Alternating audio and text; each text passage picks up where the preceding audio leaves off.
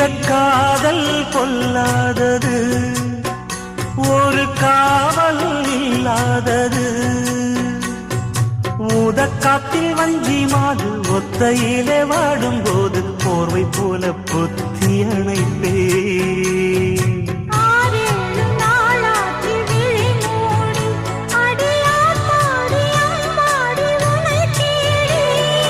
நீதானே மானே என் இளஞ்சோடி, உனை நீங்காது என்றும் என் உயிர் நாடி.